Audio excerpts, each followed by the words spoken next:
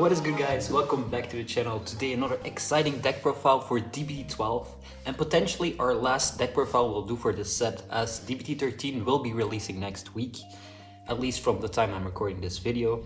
But before it releases, I really wanted to get a Granfia deck profile out there, and so I managed to take this deck to the locals yesterday, which was the 2nd of December, and managed to get first place. So I'm really excited to talk about this deck because it's one of the decks I was excited for when we saw the support for D-BT12, but it took a while for me to get the pieces, the support pieces needed for this deck, as one of the support cards is really important in set 13 as well for another deck. And so it was quite expensive, and so I had to search for good deals to find it before I could really build the deck myself. So Granfia, he's really cool. When he was released, the mechanic he does is really interesting.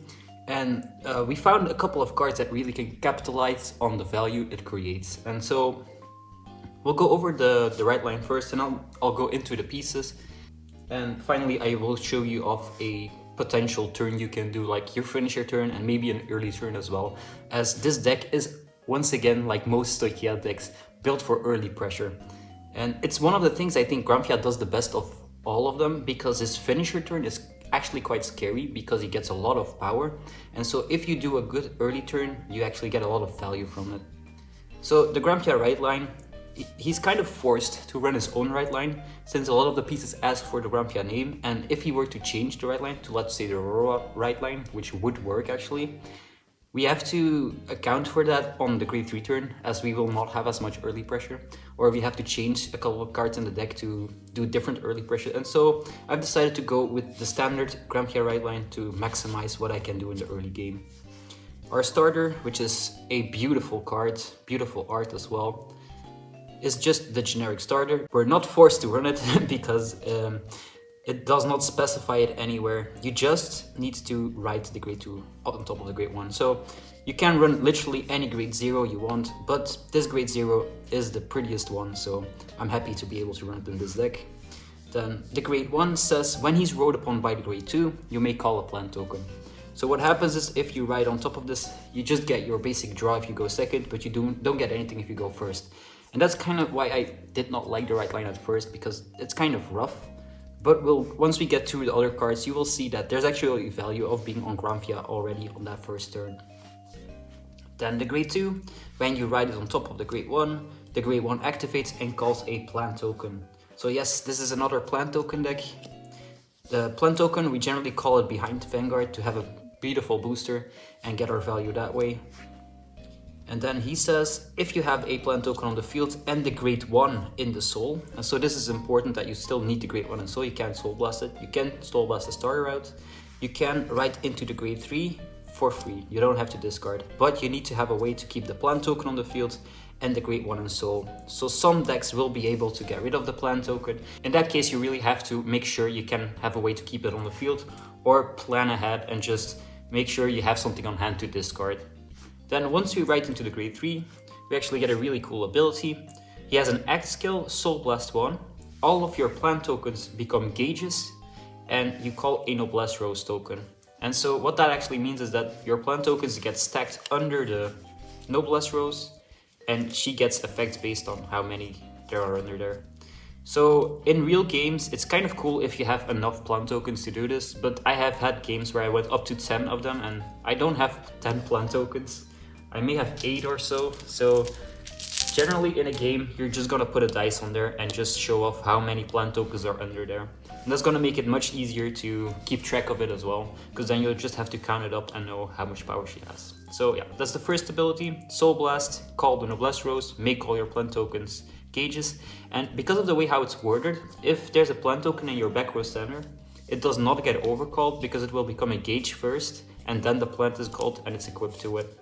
So you do not lose plant tokens that are in the back row center. Then at the end of the battle he attacks, he puts one or more of those plant gauges or your Noblesse Rose into your drop, and then choose one of your rear guards, and it gets +5 for every gauge you put in drop. And if you do 3 or more, that unit stands as well.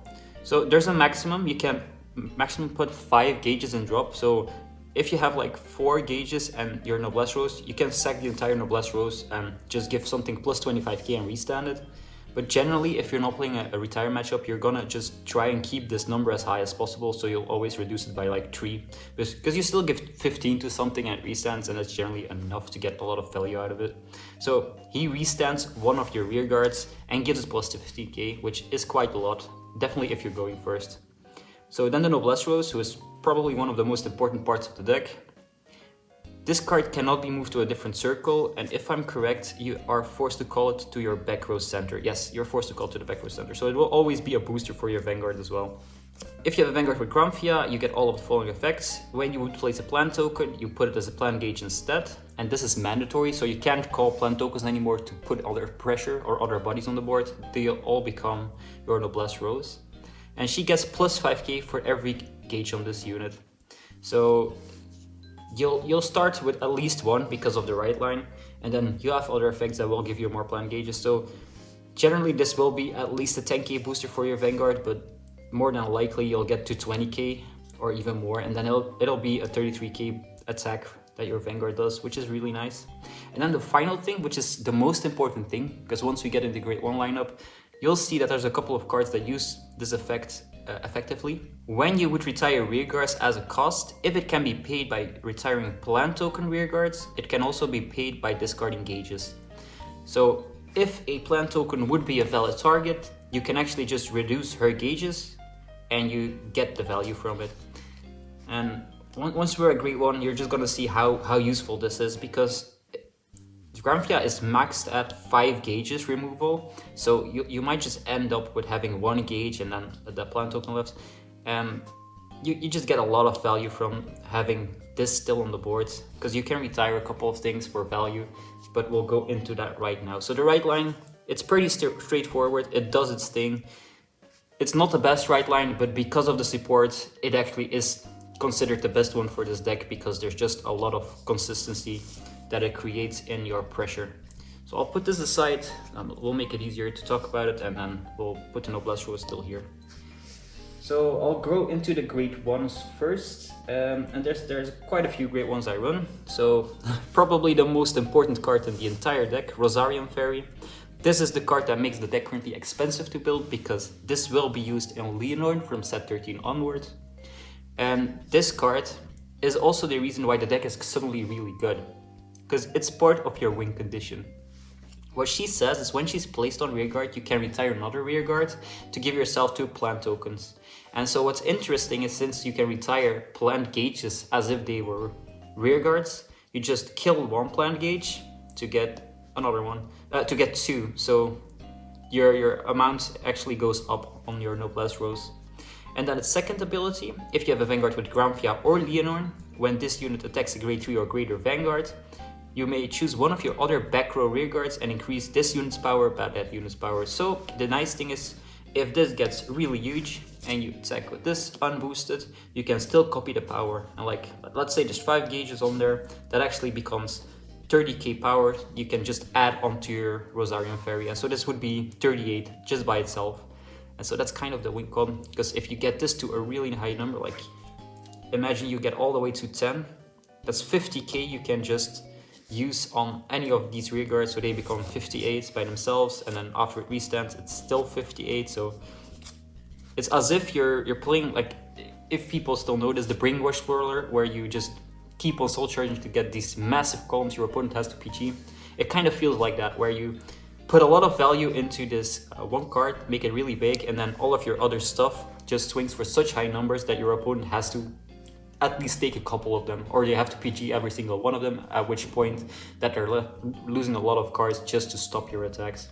And so Rosarium Fairy is definitely a 4-off. It's your win condition, but it also turbos your power gain, so it's a really good card.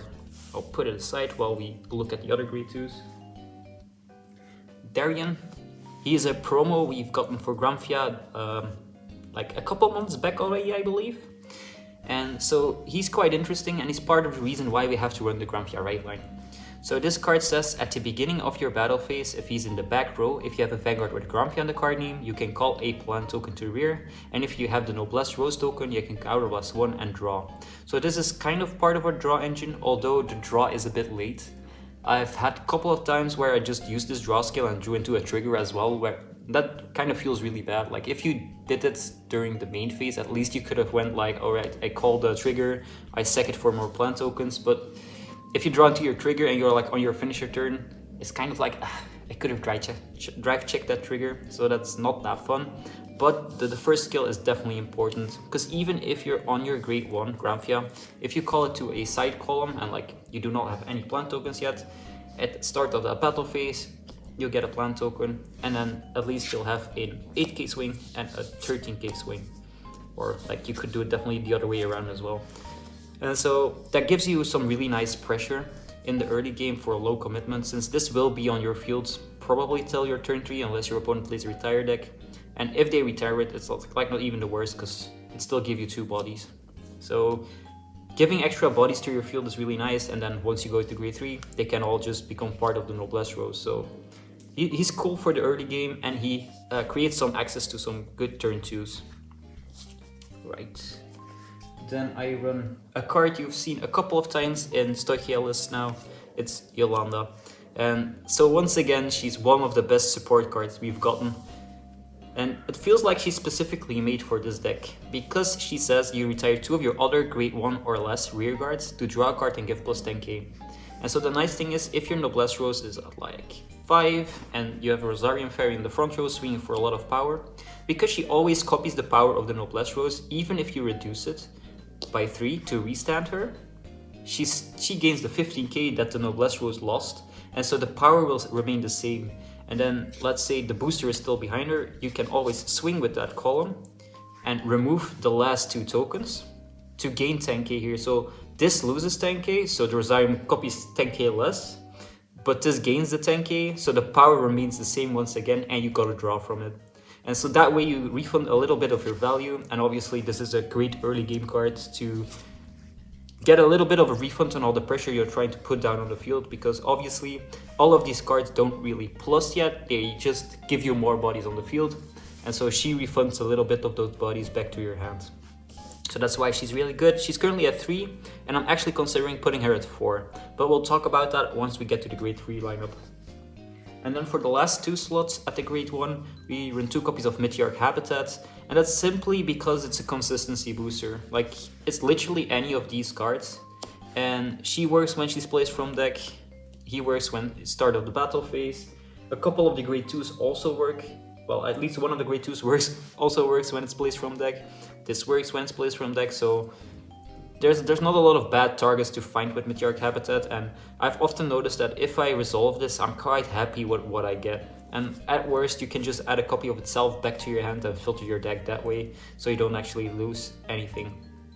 So yeah, it's kind of the flex slot of the deck. It could be replaced with something, as the deck does not use a lot of Counterblast. Main Counterblast goes to Darien and one of the grade 2s we run. So this could definitely be something that uses Counterblast and gets us a lot more advantage. But as of right now, I feel like this gives us the increased consistency we need to get a lot of early pressure. So this is the grade 1 lineup. I'll put them aside for now, but we might revisit them later when we do the combos. As for grade 2s, I'll go first with Ran Orangerine. It's one of the cards I really underestimated when I first tried to build Granfia. This card is actually insane. So it says when placed on rear, you may call a plant token. So you just call it, you get a plant token. And then at the start of the battle phase, if your Vanguard's a Granfia, and this is also part of the reason why we run the Granfia right lane, you get another plant token. So theoretically, let's say we got one from the right line itself, he'll be there. And then our Orangerine has called 2, so we immediately have 3 attacks on turn 2 by committing a single card to the field. So this feels really cool, and then you could get even better if you committed the Yolanda behind Orangerine, because this would be your last swing. This would sack up those 2 plant tokens he just called, give you the draw, and you just refunded a lot of your advantage and got good pressure out of it. And then if this survives till next turn, start of the battle phase, he'll call another plant token. So you'll at least get 2 for your your noblesse rows. So I really like what Orangerine does for the deck. It's a lot of good pressure, and there's quite a few cool plays you can do with it. And one of those cool plays is Burring Maiden Elania. Elania works only from hand, so she does not synergize with Meteoric Habitat. But when placed, she says Counterblast 1, Soul Blast 1, choose a grade 2 or less from your drop, call it to rear, and it gets plus 5k. So generally this is one of your best targets to revive if you're in the early game, and obviously in the late game you will be reviving your Rosarian Fairy because she's way more important for finishing the game. But in the early game he is so much better because you call him, he gets the plus 5, and then by zone effect he'll call 2 plant tokens, meaning that you'll have plant tokens in every column. This will be 15, Vanguard will be 50, and this final column will be 20. And so that actually gives you a lot of value, and depending on what you get in your hand, you actually always have a way to go +1, kind of. Because if you have these 2 cards in hand, you can discard this for your right deck, call this to rear, and this comes back, giving you the value you would have gotten. And then you kind of did not discard, I guess, for the right deck. At least that's one way to look at it. And if you don't have this, you can always just call these 2, right? And you've discarded something else, but this then refunds the draw because of the play you made. So I really like Elenia. She adds a lot of consistency to the early pressure turns, and Ren just gets a lot of value from being called by her. And so I'll talk about this already because it's interesting. So during your finisher turn, we'll have a grade 3 card that's going to be relevant, and I'll try to talk about that as well. But if you have her on hand and like 1 card to retire, like let's say, well, I guess I'll go over the grade 3 first to talk about it. I'll put this aside. So this is the grade 3 that's kind of important for this play. And Rotting Usurp, I've put him in quite a lot of lists, and that's because he's just a free body, and Stoichea does not plus enough to really keep rebuilding a field. And so having a way to always get a free body on board is super nice. And so seeing this in the early game just means that, again, you kind of plus from riding up because this will be coming back.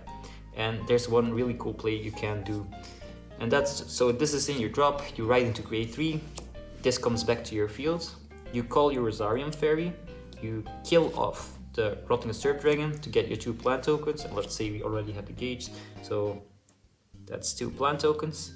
Then we overcall her with Elenia, so she goes to drop, we counterblast 1, soul blast 1, this comes back, she'll get to plus 5, and now with her own place effect we'll kill off the Elenia, giving us 2 more plant tokens, and then if you're lucky you probably have a second one, because otherwise you would not commit to display, and we'll have a pretty good field. And like even then you could just sack off any trigger you have on hand to just go even bigger, and then this will be a 35k booster, and each of these would get plus 35 when they attack, meaning that this one would be 43 and this one would be 48. So they're all really big, and you just got a lot of value out of these 2 cards because you could keep sacking them for more tokens.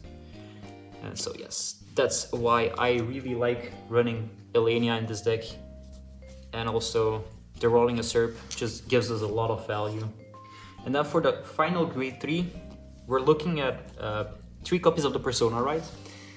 This is pretty obvious to most people. To run Persona Rites is generally a good card to run, but it does kind of not matter in this deck, since you've seen how big the Noblesse Rose becomes. Your Vanguard is going to be boosted by something that's 35, 40k. They're already swinging for 53k, and so the 10k extra from the Persona Rite does not really win you the game. So instead I'm considering actually dropping these for at least 1 extra copy of Yolanda, so we get a lot more consistency in that early game. And then maybe we'll have to look into other cards that also work. But for now, I think it's also safe to just run the Granfia because you get the soul. And like you're using up 1 soul with just your Granfia skill, and then another 2 soul with both Elenias if you trigger them, and then you would be out of soul. So being able to Persona Rite gives you 1 extra soul, but we could also just run copies of Meteoric Habitat and get also, again, more consistency in that early game. Keep that consistency growing, because that's really just what we want to do. And so yeah, this is also really a flex slot. So with these 5 cards, there's obviously room to change, and I feel like if you want to change anything to the deck, it's right here that you have to look. So that's it for the main deck. Let's go over the triggers. And obviously, one of the most important things I almost forgot, PGs. 4 PGs, 1 Elementaria Sanctitude. Nothing special about it, it's just the most consistent way to do it. You also really like these PGs because your hand size is not big in this deck, so if you can plan it correctly, you can use these for free, but that's also being a bit lucky obviously with what you have in your hand. And then for triggers, I went with a very standard lineup of 4 8 crit, if I could get them, yeah, 4 heal, 3 draw, and 1 OT. And so 8 crit because you just want to see a big pressure swing on your Vanguard swing. If your opponent does not PG this, you kind of want them to get punished because of it. And so the nice thing is that even on that finisher turn where you have the both Rosariums, they will be swinging for big numbers. And so they'll likely take one of the first ones and then try to PG the Vanguard. So since the final swing is just gonna be as big, you can put a crit on there and it should technically try to finish the game at that point. And if they still do have PGs, it's probably next turn that you're gonna finish anyway. So I feel like having crit pressure on the Vanguard swing is really important. You're only doing a twin drive, so the odds of seeing triggers is really low, but at least you'll have that going for you. Then heals, well, running heals is kind of mandatory. It's silly if you don't. I guess this is the only important thing to talk about. Draw triggers. I decided to go with draw triggers because you need the pieces, and if you see these defensively, you're really happy to see them because you kind of can draw into whatever you need sometimes and go from there. Like every single card in the deck that creates extra plan tokens, like even just drawing into a run during your finisher turn is really nice because you just put it down, get your value from it, sack it off, get more value from it. And so having more cards is always better. So draw triggers do kind of fill that niche. And the front trigger does not really work, definitely not on the finisher turn, because you will be swinging with both Rosariums first, because you'll lose power if you swing one Rosarium, then Vanguard, then Rosarium again. Unless you get lucky with your triggers, because you can put them on the Noblesse Rose and then both of them, well, all 3 of them actually get the power from the Noblesse Rose.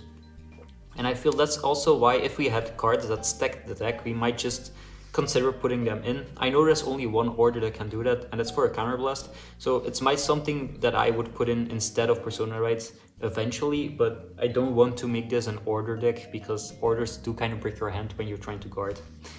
And then lastly, the over trigger. It's the Stoichea one. It heals, it draws, it fronts, it crits. It's literally whatever you need it to be. And I feel like in a deck like this, you just kind of want all the kinds of pressure you can have, and it being a heal is probably also really important because Granfia actually does not use CB all that much. And so when I'm playing the deck, I'd like to keep at low damage. And generally my opponent is ahead of me in damage. So I guess that heals by themselves aren't that great. But like if you're behind, you would love checking any of these because you like to keep low in damage because you don't have the hand size to stop everything. So that's it for the trigger lineup. Let's go over a couple of turn 2s. And so I'll put these aside. We'll be ditching, well, ideally, there's a couple of ways to go about it, and I'll try to show off a couple of things we can do.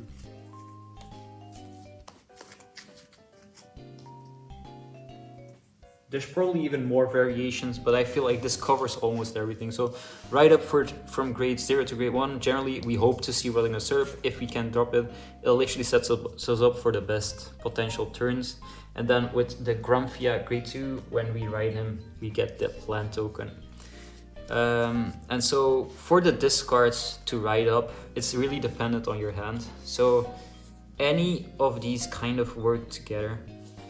Like we've talked about this one, so if you have these 2 on hand and the rest of your hand is not useful, you can just discard this, call this, you pay your costs, this comes back, and you get your 2 plants. And then we have a beautiful 15, 15, and 20k column. An alternative would be, if you did not get CB, well, you might just throw this away or throw literally anything away and just call these 2, which then gives you 2 plant tokens. And then we go 10k, 15k, and on attack, kill these, give this plus 10k, and then this column becomes 28. So that's really nice. And then if we're going first, there is definitely also a really cool one we can do with Darien. And so we'll go like, let's say these are the two we have. We'll discard Darien, we'll call Elenia. Elenia's on place recalls Darien. So Darien gets +5, and with Darien's effect, we call a plant token. And so this will be 10k, 15k, and 18k. And so the 18 is a magical number against the great ones, so that's really nice. And then if you go even further, you could just change the attack order where you go 15, 18, and then with this finally where you kill off these two. And yes, you do kill off the Darien in that case because you want the plant token to ride up for free. And so this would be 28 and you get a draw. So there's definitely many ways you could do the early game, and it's really fun to play that way because you kind of know what's gonna happen based on your hand, but like it's exciting to see all the different lines of play you have available. And so then we ride up into the grade 3. It's all depending on what's still left. Generally, if I have Elenia still on hand, I will be trying to intercept with this to get the value out of it because I don't really want too much CB. And so we will be able to Soul Blast, get ourselves the Noblesse Rose, and this will become an equip gauge. So this will go to 1. And then if you're going first, you don't actually go into the Rosariums yet because they ask for your opponent to be at grade 3, so you can't really use them effectively. So generally, if you're going first, one of your best cards will be Ran Orangerine because you will get when placed an equip gauge. And then if you have enough CB, you might be able to go like a Darien, and then something like this would be a really ideal going first turn, because you'll then be able to give either this A +5, this A +5. It's all kind of depending on what cards you get. I think giving +5 here is really nice because you already hit over defensive. It's all dependent on what's in drop though, because if you use this on the previous turn and they killed it, this will be coming back with +5. So then start of the battle phase, both of their effects trigger and you'll get plant tokens. So you'll go to 4 plant tokens. And then, well, if you still have the CB for this, you'll be able to pay that counterblast and draw a card. And so our attack order will go like 15. We'll then swing with our Vanguard, which will be 4 times 5, which is 20, +5, 25, so 38 Twin Drive. So that's really big against grade 2 Vanguard. At the end of that battle, we'll reduce this with 3, so we'll go to 1, and then restand our unit, and it will get +15. So in this case, he will go all the way up to 30, which is really big. And then we'll go here for 18 and assume like if we saw a trigger, we'll put it here. And we'll go finally with this one. And this is where the nice part starts, because Yolanda asks for you to retire 2 rear guards. And this is Noblesse Rose +1 plant token, so you can retire both of them, get your +10 here, and your draw. And then during the next turn, you can totally just call a new Noblesse Rose with your Vanguard skill.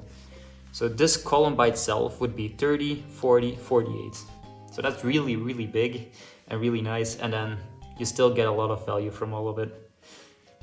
So then for your finisher turn, and well, it's all dependent on what's still left on the field, but I think you can imagine what a good field would look like during this turn. So if you Persona Ride, you obviously get this back. And I guess that's one of the reasons why you still kind of like running Persona Rides, because it gives that value. But just getting the first turn can often be enough, because it makes a good column with your Yolanda as well, because this would be 31. Right, so yeah, you will ride up, you get your Noblesse Rose, you kind of want to have 2 Rosarium Fairies, and if you reroad, this would come back. You can sack this off, you'll sack this off, and you'll get a bunch of plant tokens on there.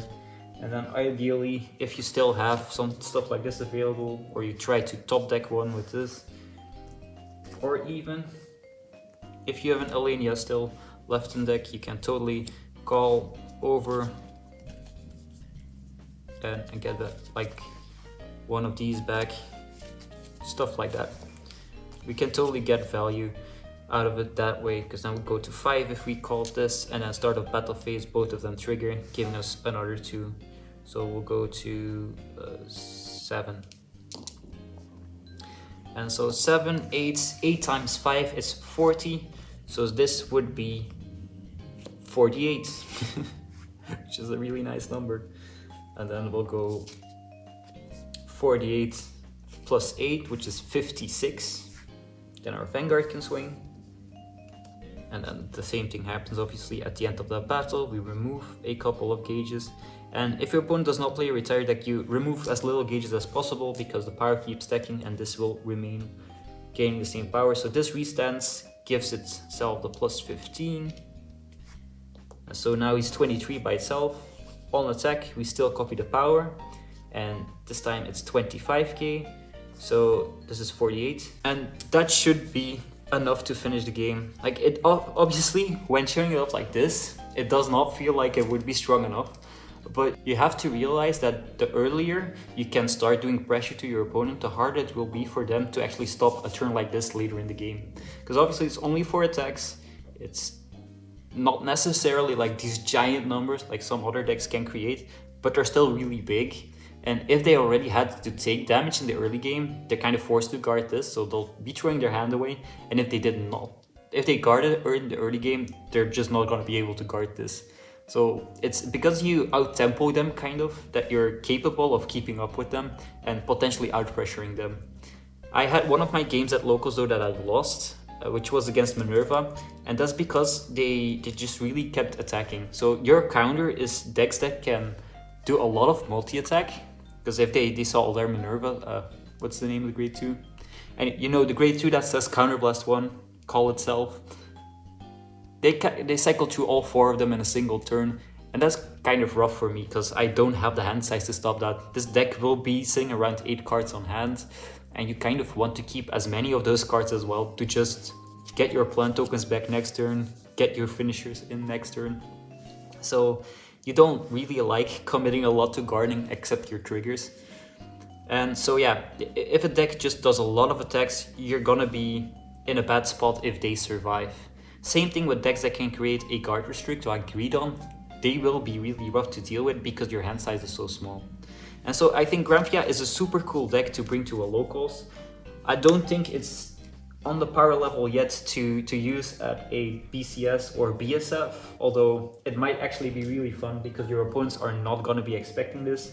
They will probably underestimate it so much that they'll just lose to it because of that. And so yeah, I think Granfia is a really cool deck. I really enjoyed playing it myself, and I surprised I think all of my opponents that I actually managed to top with the Granfia as well.